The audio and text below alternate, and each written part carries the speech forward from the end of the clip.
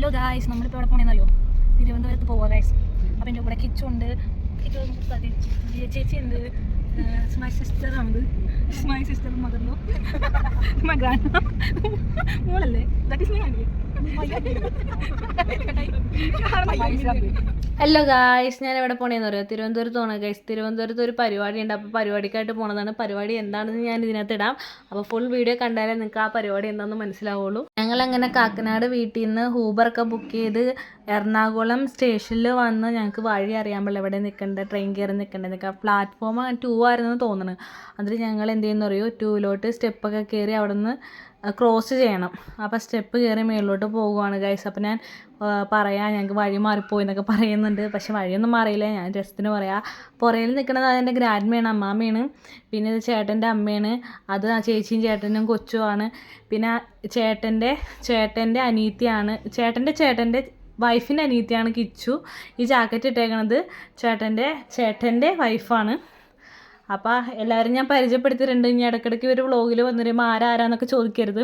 ഇത് കണ്ട തിരുവനന്തപുരത്താണ് ഞങ്ങൾ പോണത്. പക്ഷെ വല്ല പോക്കുണ്ടെങ്കിൽ ഞാൻ ഗൾഫിലോ സൗദിയിലൊക്കെ പോകണവരനുള്ള പോക്ക് പെട്ടിയൊക്കെ എടുത്തിട്ട് വലിയ എൻ്റെ 2 ജോഡി ഡ്രസ്സ് വെക്കാൻ പറഞ്ഞിട്ട് ഇവർ സമ്മതിച്ചില്ല. പക്ഷേ ഇവിടെ ഞാൻ വ്ളോഗിൽ ആഡ് ചെയ്ത്, കാരണം ഇവിടെ കീറിയ പാൻറ്റ് കാണാൻ വേണ്ടിയാണ് ഞാൻ വ്ളോഗിൽ ആഡ് ചെയ്തത്. എങ്ങനെയുണ്ട് എൻ്റെ കോമഡി? നിങ്ങൾ കമൻറ്റ് ചെയ്യണേ. ഞാൻ വീഡിയോ എടുക്കണേന്ന് അറിയണത് കൊണ്ടാണ് ഇവരെല്ലാവരും എൻ്റെ പുറകെ ചുറ്റിപ്പറ്റി നിൽക്കണം. അല്ലെങ്കിൽ ഇവരെൻ്റെ മൈൻഡ് പോലും ചെയ്യില്ല. ഞാൻ വീഡിയോ ഓഫ് ചെയ്യണപ്പോൾ ഇവരെന്നെ മൈൻഡ് പോലും ചെയ്യാറില്ല. ഞാൻ ഭയങ്കര വ്ളോഗിങ് ആയിരുന്നു. കണ്ട ട്രെയിനൊക്കെ വന്നതൊക്കെ നോക്കിക്കൊണ്ട് നിൽക്കണേണ്. അങ്ങനെ ഞങ്ങൾ കുറേ നേരം വെയിറ്റ് ചെയ്യേണ്ടി വന്നു. കാരണം ഞങ്ങളുടെ ട്രെയിൻ ഭയങ്കര ലേറ്റ് ആണെന്നാണ് പറഞ്ഞത്. ലേറ്റായിട്ട് വരുള്ളൂ. 11:50 എന്തോ ഉണ്ടായ ട്രെയിൻ അങ്ങനെ വന്നത് 12:30 എന്തോ ആണ്. അപ്പോൾ ഭയങ്കര ലേറ്റായിട്ടാണ് ട്രെയിൻ വന്നത്. കണ്ട വേറെ ട്രെയിൻ പോണതൊക്കെ ഞങ്ങൾ നോക്കിക്കൊണ്ട് ആസ്വദിച്ചുകൊണ്ടിരിക്കണേണ്. ഇതാണ് അവർ ഫാമിലി. ആ പിങ്ക് ഉടുപ്പിട്ടേക്കണത് എൻ്റെ ചേച്ചിയാണ്, മറ്റേത് ചേച്ചിയുടെ ഹസ്ബൻഡാണ്, കയ്യിലിരിക്കണത് ചേച്ചിയുടെ കൊച്ചാണ്. അപ്പോൾ ഇവർ ഒരു സിംഗിൾ ഫോട്ടോസൊക്കെ എടുത്തരുമെന്ന് വെച്ച് കരഞ്ഞ് കാല് പിടിച്ച് മെഴുകിയാറിന് എടുത്തു കൊടുത്താണ്. അങ്ങനെ കുറേ നേരം കാത്തിരിപ്പിന് ശേഷം അങ്ങനെ ഞങ്ങളുടെ ട്രെയിൻ വന്നു. ട്രെയിൻ ഇവിടെ വന്നില്ലല്ലോ, ഇപ്പം എത്തും. ട്രെയിൻ വന്നുകൊണ്ടിരിക്കുവാണ്. ട്രെയിൻ വന്നു. ട്രെയിൻ അങ്ങനെ വന്ന് ഞങ്ങൾ ട്രെയിനിൽ കയറിയപ്പോൾ ഞങ്ങളിപ്പോൾ എത്ര മണിക്കാണ് കയറിയേക്കണമെന്ന് അറിയോ? ഒരു 12:30 കാണും കയറിയപ്പോൾ. അവിടെ ചെന്നിട്ട് ബാക്കി കാണാം.